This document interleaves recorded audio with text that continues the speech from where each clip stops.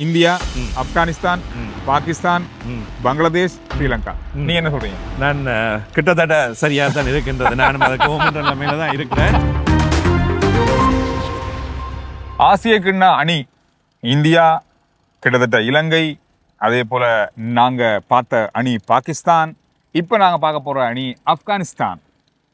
ஆசியாவின் இரண்டாவது பலமான அணி. பொதுவாக சந்திர தெரிந்தானே, அண்ணன் மாதிரிலாம் இருப்பாங்க வீட்டில். கடைசியா இருப்பான் ஒரு சின்ன வட்டுவா, ஒரு சின்ன பொடியா இருப்பான். அதான் கடைசியிலே எல்லாத்தையும் கொண்டு முடிச்சு விட்டீங்க. எல்லாரையும் போட்டு அடிச்சு தாக்குறதும் அவர் தான். சில நேரம் பொறுப்பான பிள்ளையாவும் நடந்து கொள்வார். அவர் தான் வீட்டை பாக்குறது, குடும்பத்தை பாக்குறது, கெட்டிக்காரன் இப்படி எல்லாம் இருப்பாங்க.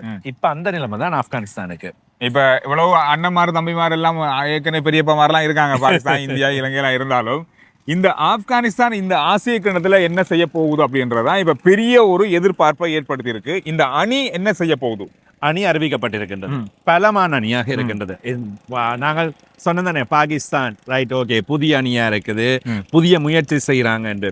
இந்தியா சில நிறுத்தி இருக்கு, சிலரை புதுசா கொண்டு வந்து அவங்களும் புதுசா ட்ரை பண்றாங்க. இப்ப இலங்கை பெரிய அளவில் மாற்றங்கள் இல்லாட்டியும் இது ஒரு பெரிய பலம் இல்லாத அணின்னு சொல்லப்படுகின்றது. ஆப்கானிஸ்தான் அணி முழுமையான பலமாக களமிறங்குகின்றது. இந்த பலத்தோடு களமிறங்குகின்ற வேளையில் ஒரு பிளாஷ்பேக். கடந்த முறை T20 உலக கண்டம் எத்தனை பேருக்கு ஞாபகம் இருக்கு? நிறைய பேருக்கு இருக்கு. அரையிறுதி போட்டி வரை வந்தது ஆப்கானிஸ்தான் அணி.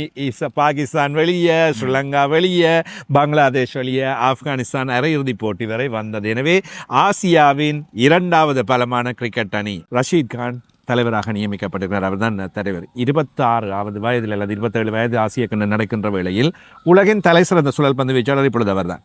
சமகாலத்தில் அவருக்கு பிறகுதான் மற்றவங்க எல்லாருமே. எனவே அவரின் தலைமையில் இந்த அணி களமிறங்குகின்றது. முக்கியமாக சுழல் பந்து வீச்சாளர்கள் ஆப்கானிஸ்தானுக்கு பலமானவர்கள். நம்ம இந்திய இலங்கை அணியை பத்தி விமர்சிச்சோம், பாகிஸ்தானை பத்தி விமர்சிச்சோம்.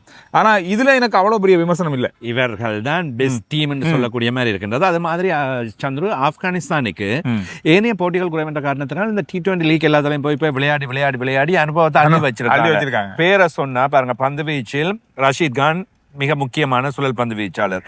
நூர் அகமட், முஜிபுர் ரஹ்மான் இவர்கள் விளையாட போகின்றார்கள். இவர்களோடு கசன்ஃபார் என்ற ஒரு புதிய வீரரை அணிக்குள் எடுத்திருக்கின்றார்கள். இவருக்கு 19 வயதான 19 வயதும் நாங்கள் இன்றைய தினம் இந்த பதிவை செய்கின்ற வழியில் 159 நாட்கள், அதாவது 19-20 வயது என்று சொல்லுவோம். இவர் இதுவரையில் T20 போட்டிகளில் விளையாடியதில்லை. ஒரு நாள் சர்வதேச போட்டிகள், டெஸ்ட் போட்டிகள் விளையாடி இருக்கின்றார். இவரை மேலதிகமான ஒரு பந்து வீச்சாளராக அணிக்குள் உள்வாங்கி இருக்கின்றார்கள். இது மாத்திரமல்லாமல் 40 வயதில் முகமது நபி களமிறங்குகின்றார். ஆனால் அவரை 40 வயதுன்னு பார்த்தா சொல்ல முடியாது. அதுல இன்னும் 30 வயது 25 வீரர்கள் போன்று விளையாடுகின்றார். அவருடைய பந்து வீச்சும் கை கொடுக்கும். எனவே சுழல் பந்து வீச்சு அவர்களுக்கு அசுர பலமாக இருக்க போகிறது.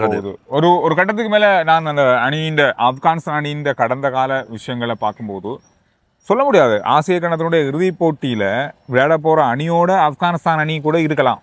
ஏராளமானவர்கள் நாங்கள் இந்தியா, பாகிஸ்தான் போன்ற அணிகளை பற்றி சொல்கின்ற வேளையிலும், ஆரம்பத்தில் ஆசிய கிண்ண முன்னோட்டங்களை தருகின்ற வேளையிலும் பலருடைய கமெண்ட்ஸில் இருக்கின்றது ஆப்கானிஸ்தான். எனவே ஆப்கானிஸ்தான் இப்பொழுது பலராலும் விரும்பப்படுகின்ற ஒரு அணியாகவும், விரும்பப்படுறதையும் தாண்டி அந்த பலமான அணியாகவும் இருக்கு. நாம இலங்கையும் பாகிஸ்தானையும் விட்டுருவோம். எனக்கு தெரிஞ்சு இந்தியா, ஆப்கானிஸ்தான் அணி ரெண்டுமே இந்த ஆசிய கிண்ணத்துல ஒரு பலமான அணியா இருக்கும் நான் நம்புறேன். அதிலும் இரண்டும் வேறு வேறு குழுக்களிலும் இருக்கின்றார்கள். அடுத்த சுற்றுக்கு செல்வதற்கு இலகுவாக இருப்போன்றது. இந்தியா, பாகிஸ்தான் ஒரு குழுவில் இருக்க போன்றது. அடுத்த குழுவில் தான் ஆப்கானிஸ்தான், பங்களாதேஷ், இலங்கை.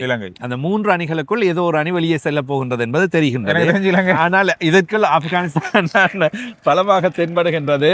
அப்பப்ப இலங்கையை பற்றி யோசிக்க கொஞ்சம் பார்க்கும்போது நம்ம பேசாம கொஞ்ச நாளைக்கு வீடியோ போலாம் விட்டுருவோமா, இல்ல இலங்கை அணியை பத்தி பேசாமல் இருந்தா நல்லமா அப்படின்னு யோசிச்சுனா பேசாமலும் இருக்க முடியல, பேசினாலும் அடி வாங்க வேண்டிய ஒரு நிலைமையா இருக்குமோன்ற மாதிரி இருக்கு. நாங்க என்னதான் இலங்கையா இருந்தாலும் நம்ம அணியை பத்தி நமக்கு தெரியும் தானே.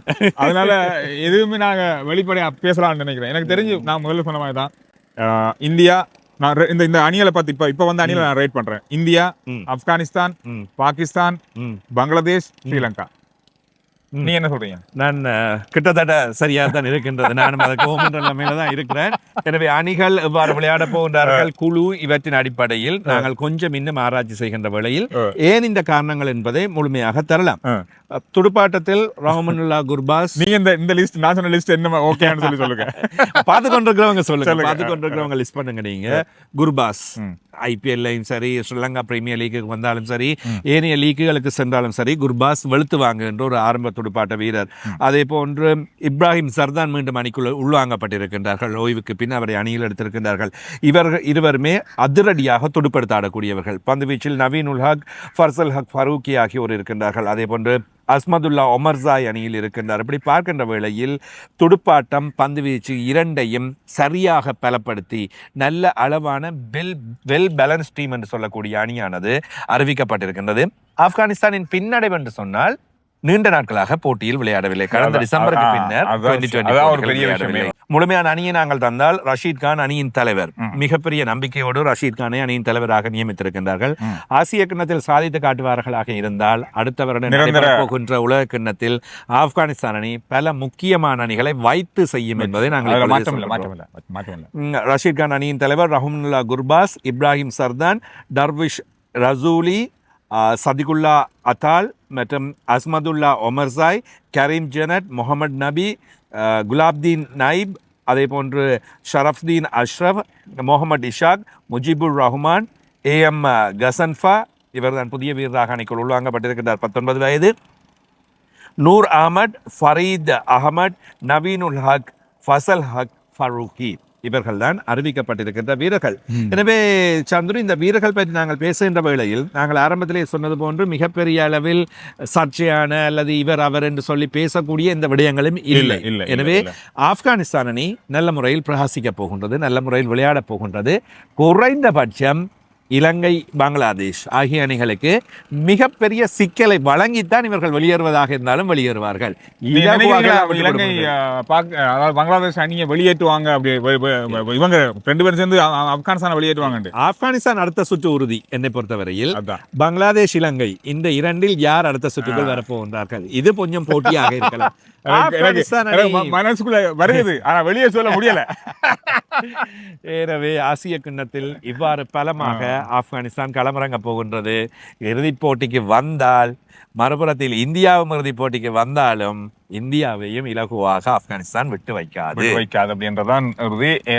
சில வேளைகள்ல சில விஷயங்கள் வந்து நமக்கு விளங்கும், இப்படியும் நடக்கலாம், இந்த மாதிரி அதிசயங்களும் நடக்கலாம் அப்படின்ற ஒரு விஷயம் சொல்ல போனா ஆசிய கிண்ணத்தை ஆப்கானிஸ்தான் கைப்பற்றினாலும் ஆச்சரியப்படுறதுக்கு இல்ல. ஆப்கானிஸ்தான் கைப்பற்றுமாக இருந்தால் அது அதிசயம் என்று இனி சொல்ல முடியாது. ஒரு காலத்தில் 2-3 வருடங்களுக்கு முன்னால் அதை சொல்லலாம்.